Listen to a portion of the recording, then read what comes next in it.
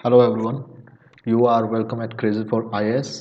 और ये हमारा लेसन केमिस्ट्री का चैप्टर नंबर 14 है। इसके बाद दो चैप्टर और पेंडिंग है जो कि आज कंप्लीट हो जाएंगे। Today I will finish the lesson chemistry. Kindly don't forget to give your feedback that what is the quality of my video and how I can improve it. I will be really very thankful to you if you will give your suggestions. In modern periodic table there are 24 non-metal, 11 are gases, 1 is liquid and 12 are solid. 11 gas है, एक liquid है, 12 solid है। The question, यहाँ से question आता है why non metal are called non metal. Non metal को non metal क्यों कहते हैं? Because they are the electronegative element. Because they are the non electronegative element. What are the properties of the non-metals? यहाँ से next question बनता है, what are the properties of the non-metal? They are the bad conductor of heat and electricity. But exception क्या दे रखा है? Graphite, silicon and germanium. And these are the semiconductor.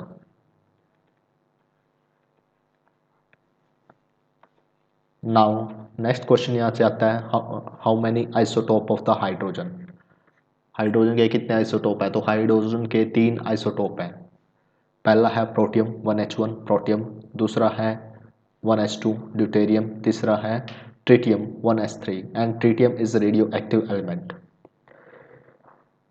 Isotope के अंदर क्या होता है? एटॉमिक नंबर सेम रहता है मगर मास नंबर डिफरेंट होता चला जाता है।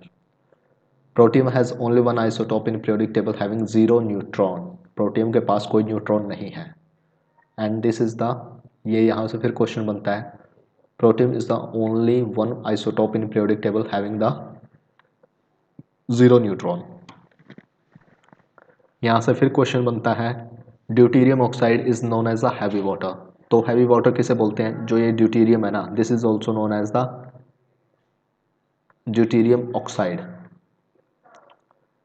Is known as the heavy water and use in the nuclear reactor. और इसका जो केमिकल फॉर्मूला है वो ऐसे लिखते हैं, D2O। डी का मतलब है ड्यूटीरियम।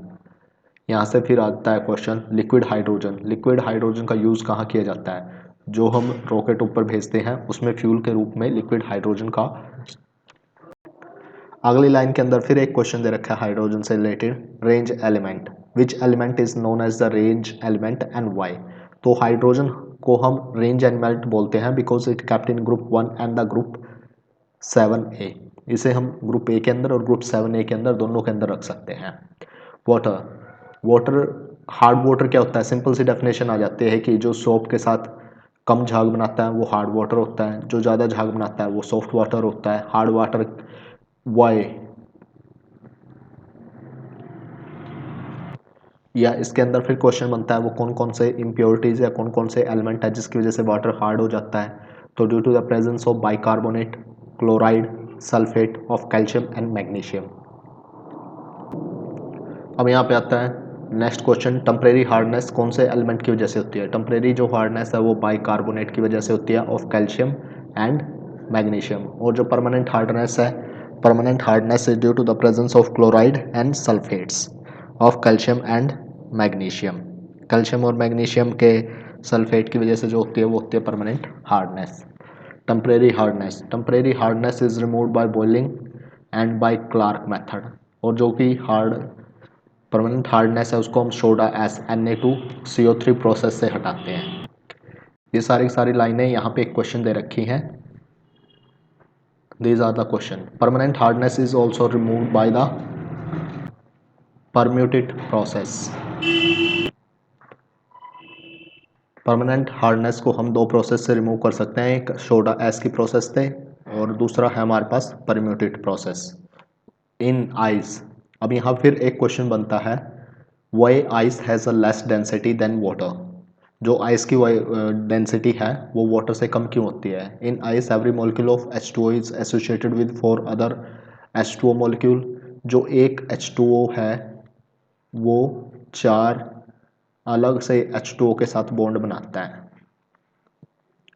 Bye hydrogen bonding. और ये जो स्ट्रक्चर होता है टेट्राहेड्रल स्ट्रक्चर होता है, ये एक ओपन स्ट्रक्चर है with large space empty last पे due to the existence of hydrogen bonding, क्योंकि यहाँ पे टेट्राहेड्रल स्ट्रक्चर है और उसके अंदर बहुत सारा स्पेस है, इस वजह से जो आइस की डेंसिटी है ना वो वाटर से कम होती है। तो सिंपल एग्जांपल में इसे हम बोल सकते हैं due to the hydrogen bonding. Due to the hydrogen bonding ice has a less density than water. Ice melt at 0 degree. यहाँ से फिर एक क्वेश्चन बनता है, जो आइस की डेंसिटी है ना, density of water increase and maximum at 0 to 4 degree above 4 degree Celsius, the increase in kinetic energy of the molecule is sufficient to cause the molecule to disperse, and the result is that density steadily decrease with increase in temperature। यहाँ पे फिर दे रखा है, जैसे ही ice melt होती है 0 degree Celsius पे, the number of hydrogen bond broken down and space between water molecule decrease, show that the water molecule move closer। इस वजह से density of the water increase and maximum at 0 to 4 degree Celsius. But 4 degree Celsius के बाद kinetic energy बढ़ती है, sufficient to cause the molecule to disperse, and the result is that density steadily decrease with increase in temperature.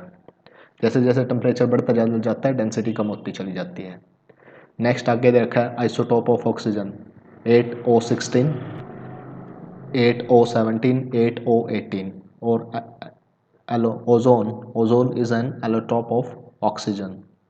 Ozone का main objective क्या है, ultraviolet rays को सोख लेता है एटमॉस्फेयर से। नाइट्रोजन, सिंपल सा क्वेश्चन आता है कि वायुमंडल में कितनी नाइट्रोजन है, तो 78% बाय वॉल्यूम इन एटमॉस्फेयर। ये वर्ड बहुत इंपॉर्टेंट है, 71 बाई वॉल्यूम। यहाँ पे अगर चेंज कर दिया 78% बाई मास तो प्रॉब्लम हो जाएगी। Liquid nitrogen is sufficient for refrigeration. Liquid nitrogen का यूज़ रेफ्रिजरेशन में होता है। Nitrogen gas essential for protein synthesis. Ammonia is an important constituent of nitrogen which is prepared by the Haber process. Now यहाँ से फिर question आता है, what are the main important uses of ammonia. The most important use is HNO3।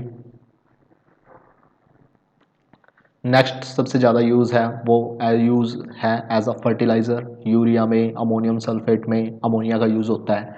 Next use is the manufacturing of Na2CO3 and NaHCO3। जो ये है salt हमारे पास NaSCO3, इसे बोलते हैं सोडियम बाइकार्बोनेट और हिंदी में बोलते हैं खाने का soda. In the preparation of ammonium salt, explosive बनाने के अंदर भी अमोनिया का यूज़ किया जाता है। आर्टिफिशियल सिल्क बनाने के अंदर भी अमोनिया का यूज़ किया जाता है। And in the nitrogen fixation process by the leguminous plant to generate the green manure. Next यहाँ पे दे रखा है फॉस्फोरस। फॉस्फोरस भी is important constituent of the animal and the plant. ये बोन्स और DNA के अंदर हमें मिलता है। इसेंशियल कॉन्स्टिट्यूएंट है न्यूक्लिक एसिड। जो हमारे पास न्यूक्लिक एसिड होता है उसके अंदर फास्फोरस भी होता है। एलोट्रोपी की प्रॉपर्टी को शो करता है। इसके अंदर वाइट और येलो फॉस्फोरस भी होता है और red phosphorus, black phosphorus. Main तो वही होता है white, red and black. White phosphorus is more reactive than the red phosphorus. तो यहाँ से सिंपल क्वेश्चन आ जाता है कि अगर ये स्टेटमेंट बदल दी red phosphorus is more reactive than the white phosphorus, क्या स्टेटमेंट सही है?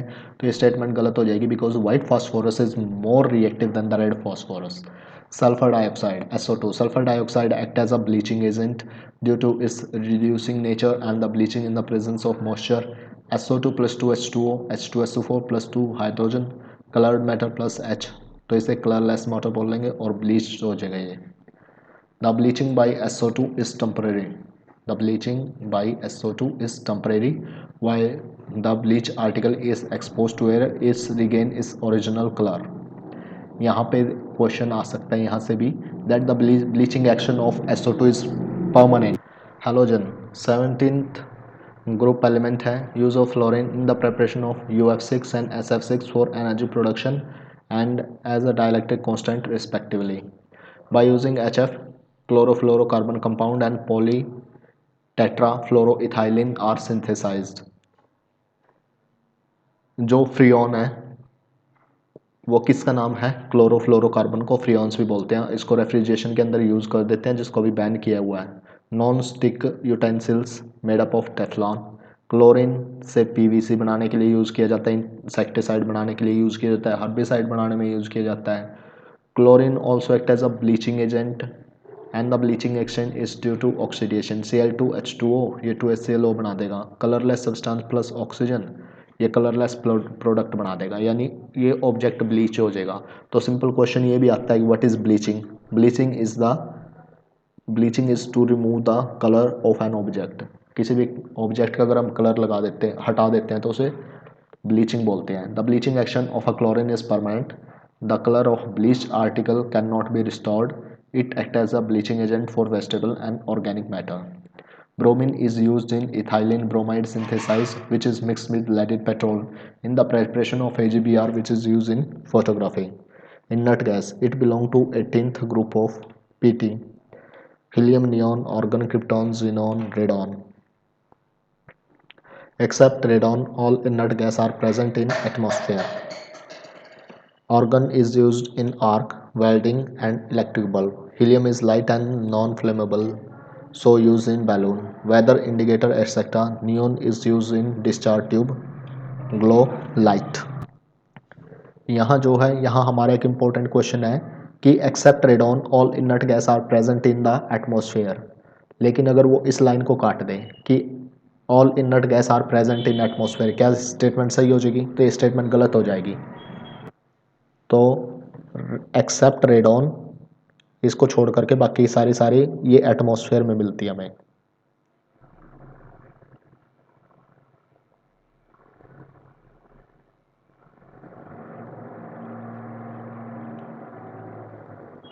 आर्गन को आर्क वेल्डिंग के अंदर यूज़ करते हैं और इलेक्ट्रिक बल्ब के अंदर यूज़ करते हैं. सिंपल सा, जब भी बल्ब देखो तो आर्गन लिख देना कोई भी बल्ब के ऊपर, तो क्या आ जाएगा? इलेक्ट्रिक बल्ब और आर्क वेल्डिंग के अंदर आर्गन यूज़ की जाती है. Helium is used and helium is light and non flammable, so used in balloon, weather indicator et cetera. यहाँ पे हमारा चैप्टर नंबर 14 कंप्लीट हो गया है. अब हम नेक्स्ट वीडियो के अंदर डिस्कस करेंगे चैप्टर नंबर 15, और जो प्लेलिस्ट है, प्लेलिस्ट का लिंक आपको डिस्क्रिप्शन में मिल जाएगा. I am really very thankful for you for watching my video. Kindly give your suggestions. Thank you. And don't forget to share it on other social medias.